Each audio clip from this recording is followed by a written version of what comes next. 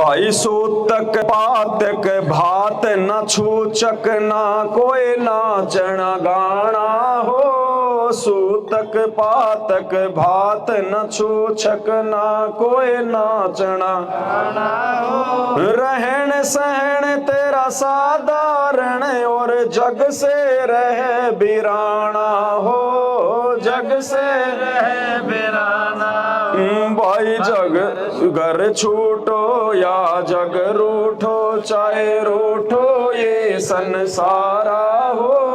कौन सुने मेरी गाल नगर में जय गुरु रूठ गया हमारा हो। गुरु रूठ गया हमारा हो। क्या बताया गुरुदेव भगवान ने?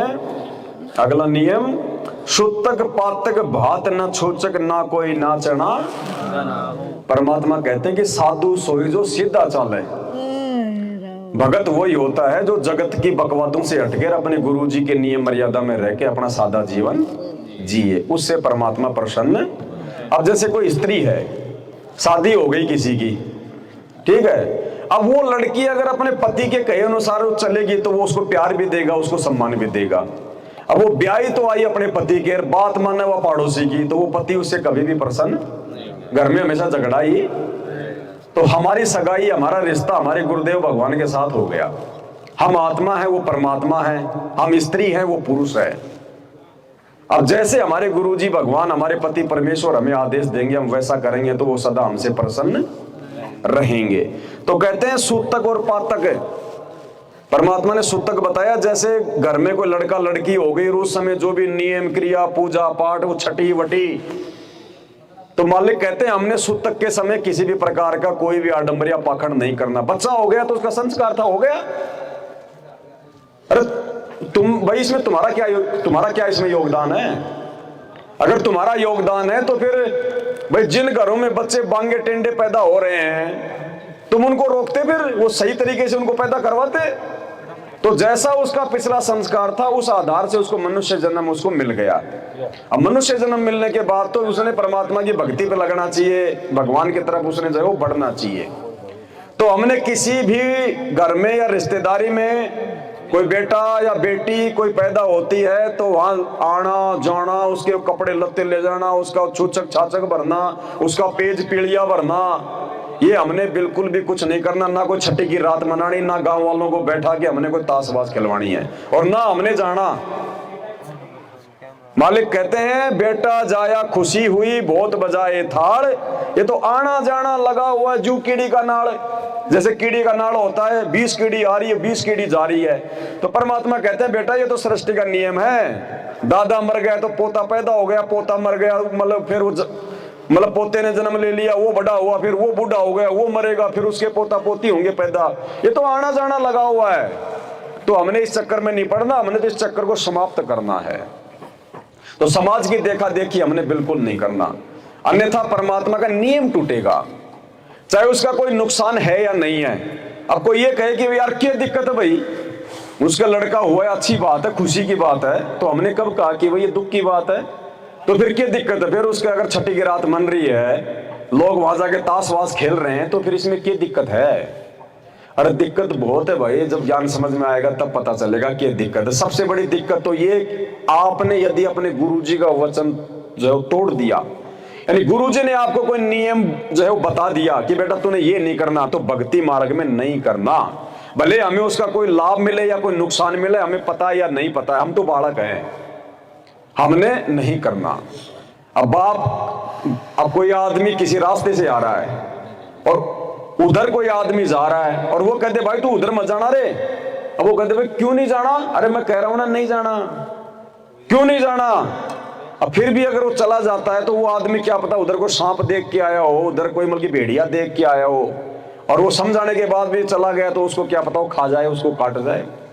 तो हमने संकेतों को समझना चाहिए कि उसका क्या फायदा जो मना करेगा।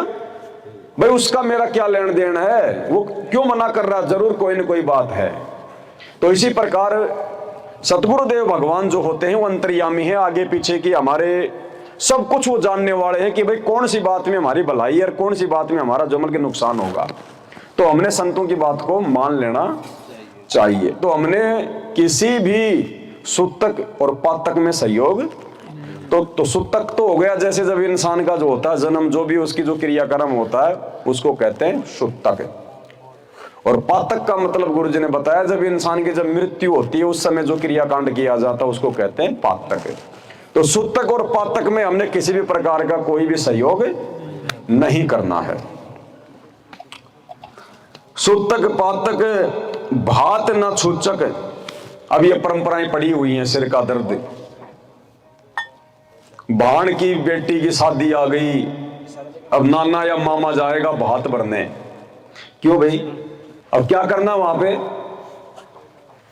अरे ब्याह शादी वो करेंगे, कहीं और कर रहे हैं, कहीं की बारात कहीं आएगी कहीं जाएगी, किसी की लड़की किसी का लड़का, वो नाना या मामा जाके क्या करेगा वहां पे? एक परंपरा बनी हुई है, वो पाटड़ा ले आओगी हैं, फिर 5-10 लोग यहाँ गीत गाती हुई आएंगी, चोपड़ा चापड़ा सब कुछ लाएंगी, सिर पे वो मटका उटका रख के आएंगी। बोले हाजी भातियों को बुलाओ, वो भाती जो 5-10 आए हुए हैं वो आएंगे, अपनी वो मतलब संदूक साथ में लेके आएंगे। वो बहन उसको पाटड़े पे चढ़ाएगी, बहन उसकी पूजा करेगी, उसकी तिलक निकालेगी, जवारी करेगी। किस लिए? कि भाई जो है मतलब कि खुश होके और कुछ दे दे। बताओ, भीख मांग रही है वो। और परमात्मा ने बताया यदि हम तिलक निकलवाते हैं तो वो होता है पूजा करवाने में, तो भगत ने अपनी पूजा नहीं करवानी ना, भगत ने बात में कोई पाटड़े पे चढ़ना है। भाण के जाना है तो वैसे चले जाओ, मदद करनी है तो वैसे मदद कर दो। वो लोग दिखाओ ड्रामा करके हमने मदद नहीं करनी। ये लोगों की फालतू की ये परिपाटी है। अरे जिन बहनों के भाई नहीं होते, जिनके भात नहीं भरे जाते, तो क्या उनके बेटा बेटियों की शादी नहीं होती? क्या उनकी शादी नहीं होती? भाई जिसका भाई नहीं है तो उसका भात कौन भरता है? तो क्या उनकी शादी नहीं होती क्या? और जो लोग अपने माँ बाप से नाराज होके जो कोर्ट में जाके जो शादी करते हैं वहां तो बिल्कुल ही नहीं होता, कुछ भी नहीं होता, ना भाती ना बराती ना डीजे ना जलेबी ना कुछ और। तो क्या वो शादी नहीं है? क्या वो शादी कर लेंगे तो उनके बच्चे पैदा नहीं होंगे जो कोर्ट में शादी कर लेते हैं? ये दिखावा ड्रामा, ये पैसे वाले लोगों ने ड्रामे शुरू किए। परमात्मा कहते हैं मूर्खो, एक तरफ तो तुम कहते हो कि ब्रह्मा विष्णु महेश हमारे भगवान हमारे देवता, तो ब्रह्मा विष्णु महेश की भी तो शादी हुई थी। ब्रह्मा जी ने सावित्री से शादी की, विष्णु जी ने लक्ष्मी से और शंकर जी ने जो है पार्वती से। अरे उनका इतिहास तो उठा के देखो, देवी पुराण है, श्रीमद देवी भागवत पुराण है। जब ब्रह्मा विष्णु महेश की शादी उनकी माता दुर्गा जी ने करी समुद्र मंथन के दौरान, अरे तो बताओ कौन भाती था, कौन बराती था, कौन डीजे बजा रहा था, कौन हलवाई आया था, कौन जलेबी तार रहा था? बताओ क्या था? कुछ भी तो नहीं था। समुद्र मंथन में 3 लड़कियां निकाली, सबसे बड़ी दे दी ब्रह्मा जी को, जा बेटा अपना घर बसा। बीच वाली दे दी विष्णु जी को, जा बेटा अपना घर बसा। सबसे छोटी वाली दे दी शंकर जी को, जा बेटा अपना घर बसा। अरे जब हमारे भगवानों ने कोई ड्रामे नहीं किए तो फिर हम क्या ड्रामे कर रहे हैं? लेकिन हमने क्या किया, समाज में जो पैसे वाले लोग थे, जो धनी लोग थे, उन्होंने अपनी इज्जत के लिए कि दुनिया देखेगी तो मेरे बारे में वाह वाह करेगी, वाह जी क्या आदमी, अरे साहब उसने तो 20 प्रकार की रसोई बनाई, अरे साहब उसने तो काजू कतली बादाम कतली फलाना दिखना, अपने नाम के लिए, क्योंकि पैसा तो है ही उसके पास में, दुनिया का वो लूटा हुआ 2 के 4 कमाए हुए, वो पैसा वो वहां बर्बाद करेगा दुनिया की झूठी वाह वाही के लिए। अब आप और हमारा जैसा गरीब आदमी उस शादी में जाएगा और 20 प्रकार के पकवान देखेगा और छोरा छोरी के कपड़े, लाइट, डेकोरेशन, टेंट हाउस है। और जब उसके बेटा बेटी की शादी आएगी तो बेटा बेटी ने तो ड्रामे देखे हैं ना, उनकी भी आत्मा चाहेगी कि हमारे लिए भी हमारा बाप कुछ ऐसा करे। अब वो बाप क्या करेगा, ज्यादा नहीं तो थोड़ा करेगा, देखा देखी। खुद के पास पैसे नहीं है तो जमीन गिरवी रखेगा, किसी से लोन लेगा, उधार पैसे लेगा, है देखा देखी में, लोक लाज में 20 प्रकार का पकवान करेगा और सारा जिंदगी बैल और गधे की कमा के वो किस्तें भरता रहेगा। अब बताओ क्या फायदा? तो मालिक कहते हैं 2 आत्माओं का संस्कार भगवान ने मां के पेट में जोड़ रखा है। अरे जिन बच्चों के माता पिता उनको जन्म देते मर जाते हैं तो क्या उनकी शादियां नहीं होती क्या? वो संस्कार भगवान ने जोड़ रखा होता है उनका ब्याह शादी का, वो समय आने पे होगा। जिनके माँ बाप नहीं उनका भी होगा, जो कोर्ट में शादी करते हैं उनका भी हो जाता है। तो हमने ये ड्रामेबाजी नहीं करनी। हमने अपने धन का और अपने समय का सदुपयोग करना है। अगर हम इन परंपराओं में सहयोग करेंगे या हम खुद ही ऐसा ही करेंगे तो भक्ति क्या खाक करेंगे। भक्ति के लिए हमें समय चाहिए। अगर हम लोग ये ड्रामेबाजी बात छूचक शादी वादी लेना देना करेंगे तो फिर हमारे को मेहनत कितनी करनी पड़ेगी, पैसा कितना कमाना पड़ेगा। तो सारा जिंदगी तो बैल की तरह पैसा कमाने में लगेंगे, भक्ति क्या खाक करेंगे फिर। इसलिए भगवान हमें इन सब चीजों से दूर करते कि तुम्हारा समय बचे, तुम्हारा धन बचे, और वो धन जो तुम फालतू में बर्बाद करते थे अब तुम वो धन अपने गुरुजी को दान करो ताकि तुम्हारे जीवन की पुण्य बने, तुम्हारा भक्ति में सहयोग बने। और जो समय तुम यारी दोस्ती रिश्तेदारी ब्याह शादी बात चूचक में आने जाने में अपना बर्बाद करते थे, अब बैठ के माड़ा अपने घर पे भक्ति करो, अपने खेत में काम करो, अपनी माड़ा करो, तुम्हारा वो जीवन की समय बचेगा। तो इसलिए हमने इन फालतू की बकवादों में बिल्कुल भी अपना समय बर्बाद नहीं करना है। तो मालिक कहते हैं सुतक पातक भात न छुचक ना कोई नाचना। और ये फालतू में ये बड़ुओं की तरह, ये गुंडे जो है मवालियों की तरह ब्याह शादी में नाचना गाना, होली दिवाली पे नाचना गाना, ये नहीं करना बिल्कुल भी। इसे भगवान बहुत ज्यादा नाराज होता है, क्योंकि भगवान ने तो हमें शिक्षा दी कि बेटा साधु सोई जो सीधा चाल है, तुमने बहुत सीधे साधे जो है तरीके से अपनी भक्ति करनी है। और वो भगत फिर नाचे गावे डीजे पे, तो फिर भगवान तो अंतर्यामी है, देखने की जरूरत नहीं है, वो तो सब जानता है। अब हम तो बच्चे को भेज रहे स्कूल में कि बेटा तू पढ़े, तू पढ़ लिख के नौकरी करेगा तो मेरा कर्जा उतारेगा, तू नौकरी लग जाएगा तो फिर तेरे बच्चे भी आराम से रहेंगे, समाज में इज्जत होगी, इसलिए पढ़ाते हैं ना। और वो बच्चा माँ बाप के पीछे जो फिल्म देखने जाए, डांस वांस करे, छोरी छारियों के चक्कर में पड़ जाए, और जब उसके बाप को पता चलेगा तो कितना दुखी होगा कि जिस बेटे के लिए मैं मेहनत कर करके 2-2 रुपए जोड़ के इसकी फीस भर रहा हूँ, कॉपी किताब इसका ड्रेस का पैसा ला रहा हूँ, और ये नालायक यार दोस्तों की कुसंगति में पड़ के अपना जीवन बर्बाद कर रहा है, खुद भी रोएगा बुढ़ापे में। तो दुखी होता कि नहीं होता बाप है। ऐसे ही सतगुरु अंतर्यामी, उसको देखने की जरूरत नहीं है, उसका तो सीसीटीवी कैमरा 24 घंटे पूरी दुनिया को देखता रहता है कौन क्या कर रहा है। तो वो बहुत नाराज होता है और उसी समय उसका जो कनेक्शन हमारे से कट जाता है, फिर वो लाभ हमें। तो हमने इस प्रकार की ड्रामेबाजी नहीं करनी। परमात्मा कहते हैं नाचे गाए किन्हें ने मिलिया। ये नाचने गाने से ड्रामेबाजियां करने से भगवान आज तक जब कभी किसी को नाचे गाए किन्हों ना मिलिया, और जिन मिलिया तिन रोए। और जिनको भगवान मिला है उनका इतिहास उठा के देखो, रोए भगवान के लिए, वो उन्होंने आंखों से आंसू बसाए। वो पैदल यात्रा करते समय श्याम जी के डीजे लेके नहीं जाते थे, नाचते गाजते नहीं जाते थे, दारू का ठेके पे लई बोतल डीजे पे नाच, और अरे हमारा डिगीपुरी का राजा, हमारा डिगीपुरी का राजा, मालपुरा का राजा, वो ये ड्रामे नहीं करते थे जिनके आज नाम है आज उन भक्तों के, धन्ना भगत जी के, नरसिंह भगत जी के, नामदेव भगत जी के। उन्होंने कभी ऐसे ड्रामेबाजी नहीं करी जो आज लोग कर रहे हैं। तो कहते नाचे गाए और किन्हों ने मिलिया, और जिनको मिला वो रोए। और नाचने गाने से जब भगवान मिले तो कोई ना दुआगण ओए। तो अब हमने ये ड्रामेबाजी नहीं करनी।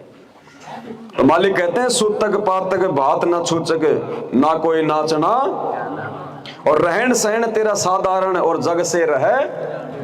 रहन सहन भगत का बिल्कुल साधारण, कोई दिखावा नहीं, दुनिया की देखा देखी अपने घर में फालतू का सामान नहीं भरना, हमने साधारण जीवन जीना है। 2 टाइम की रोटी भगवान दे दे, साईं इतना दीजिए जिसमें कुटुंब समाओ, हम भी भूखे ना रहे और अतिथि न भूखा। कि भाई वो तो 2 लाख का फ्रिज ले आया, मैं भी लाऊं। अरे भाई तेरे ऊपर 5 लाख का कर्जा है, देखा देखी 2 लाख का फ्रिज लाएगा, कभी चैन से सो पाएगा? नहीं सो पाएगा। तो देखा देखी नहीं करने की, वो तो गाड़ी ले आया, उसका छोरा मोटरसाइकिल ले आया, उसने बड़ा मकान बना लिया, मैं भी बनाऊं। सिर ढकने के लिए चाहिए छत, वो चाहे वो पूड़े की हो, चाहे वो सीमेंट की हो। अरे हमारे दादा बाप दादा परदादा कौन सा 5 मंजिल के मकान में रहते थे, झोपड़ी बना बना के रहते थे। सिर ढकने के लिए चाहिए मकान, सर्दी गर्मी आंधी तूफान से बचने के लिए चाहिए, और मकान से कोई लेना देना नहीं होता है। लेकिन हमने देखा देखी लोगों की अपनी इज्जत के लिए मेरी बेइज्जती हो जाएगी, बस हमने मकान में। अब किसी का छोरा नौकरी लग गया तो सबसे पहले वो क्या करेगा, या तो एक मकान बना लेगा, खेत में ट्यूबवेल लगा लेगा, इतना ही है बस, इससे ज्यादा कुछ नहीं कर सकता वो। अब वो क्या कर लेगा, मकान बना के पैसा बर्बाद कर दिया, मकान उसको देगा कमा के? नहीं देगा ना, वो फालतू की चीज में उसने पैसा लगा दिया। गांव में रह रहा था, छोरा नौकरी लगते खेत में नया मकान बना लिया अलग से। बताओ तो हमने अब देखा देखी नहीं करना, बिल्कुल भी किसी की देखा देखी चलना ही नहीं है। कोई हवाई जहाज ला रहा है तो उसका भाग में है भाई, ला रहा है। हमें तो जैसा अपने भगवान ने बता दिया, हमने खेत में जाना, घर पे आना, हमने कौन सी मोटरसाइकिल चाहिए। और समय पे जब हमें आवश्यकता होगी उस चीज की तो भगवान हेलीकॉप्टर भी दे देगा अपने भगत को, अगर जरूरत होगी तो। बकवाद के लिए नहीं देगा भगवान। तो हमने दूसरे की रीस नहीं करनी कि वो ये कर रहा है, वो ये कर रहा है, उसने ये बना लिया, उसने ये कर लिया, हम भी करें, नहीं। मालिक कहते हैं रहन सहन तेरा साधारण है, क्योंकि सादा जीवन जिएंगे तो भगवान प्रसन्न होगा। जितनी थोड़ी हमारी आवश्यकता होंगी उतना ही हम लोग शांति से रह पाएंगे। तो इस प्रकार से हमने, अब मोटरसाइकिल तो ले आए लोगों की देखा देखी, अब मोटरसाइकिल को पानी थोड़ी चलेगी, उसमें तेल भी डालना पड़ेगा, फिर किसी से मांग मांग के तुम तेल डालोगे। अब मोटरसाइकिल पे जाओगे, कहीं वो गिर गई खड्डे वड्डे में, टांग तुड़वा के 6 महीने हॉस्पिटल में बैठे रहोगे, बताओ क्या काम आई। तो जरूरत होगी तो परमात्मा भगत को अपने आप उसकी व्यवस्था करवा देगा, जरूरत नहीं है तो देखा देखी फालतू की चीजें नहीं लानी। तो कहते रहन तेरण तेरा साधारण और जग से रहे बिराना। जग यानी संसार, ये दुनिया वाले, इनसे दूर दूर ही रहो। अब जैसे आज दुनिया लाल पीली होके घूम रही थी, है क्या कर लिया भाई, बताओ क्या क्या मतलब हासिल हो गया। अंत में नहा धो के सोना पड़ा उसी घर में। और आज हम बैठ के भगवान की चर्चा कर रहे हैं, मालिक की महिमा कर रहे हैं, भगवान को भोग लगाया, उनके सत्संग कर रहे हैं, कितना प्रसन्न है भगवान। जब वो आपत्ति और विपत्ति का समय आएगा तो भगवान उनकी रक्षा करेगा, उनके साथ रहेगा पल पल। जो आज इन फालतू के चोचलों से दूर होकर भगवान को जोमल के प्रसन्न कर रहे हैं और आज ये लाल पीले मुंह करके घूम रहे हैं ना, ये देखना यूं भगेंगे कभी इधर कभी उधर, एक एक दाने के लिए। क्योंकि परमात्मा कहते हैं कि भैया दुख में सुमरण सब करे और सुख में करे न कोई। आज ये खुशी का दिन था, आज ये सुख का दिन है। और उस सुख के दिन को दुनिया वाले तो लाल पीले होके फालतू में शराब बीड़ी खा के मुर्गा बकरा काट के लाल पीले होके दुनिया को अपने घूम रहे हैं। और आज हम भगवान की चर्चा कर रहे हैं, परमात्मा को याद कर रहे हैं। तो कहते हैं दुख में सुमरण सब करे और सुख में करे ना। जब दुख आएगा, जब तो ये दुनिया वाले भगवान याद करेंगे, भगवान हे परमात्मा, हे बालाजी, हे फलाजी। कहते दुख में तो सुमरण सब करे और सुख में करे ना कोई। आज सुख में आप और हम कर रहे हैं सुमरण। हम जितने भी संत रामपाल जी के भगत हैं, आज हम सुख में सुमरण कर रहे हैं। और ये सुख में दुनिया वाले क्या कर रहे हैं, बकवाद है। तो कहते हैं सुख में सुमरण कोई न करे और दुख में करे फरियाद। कहे कबीर उस भगत की फिर कौन सुने फरियाद। जब उस पर आपत्ति आवेगी तो फिर भगवान नहीं सुनेगा। फिर सुख में तो तू मौज मस्ती और दुख में तने भगवान याद आवे, फिर भगवान नहीं सुनता। फिर तो भगवान उस समय उनकी सुनेगा जो आज सुख में भी भगवान को याद कर रहे हैं, सुख में जो भगवान को भूलते नहीं है। तो ये काम पूरी धरती पर केवल संत रामपाल जी के ही भगत कर रहे हैं। तो आने वाले समय में जो युग परिवर्तन का समय 2028, जब दुनिया में त्राहिमाम मचेगा आगामी 3 वर्षों में, उस समय उस आपत्ति के समय में संत रामपाल जी के भगत ऐसे रहेंगे। बिल्कुल परमात्मा आपत्ति नहीं आने देगा। काल और काल के दूतों को किसी भी परेशानी को भक्तों के घर के आसपास भी नहीं फटकने देगा। और दुनिया वाले हाय तौबा, हाय मर गया यूं करते हुए हंडेंगे। तब हमें एहसास होगा कि हाँ, भगवान का एक एक वचन सत्य है।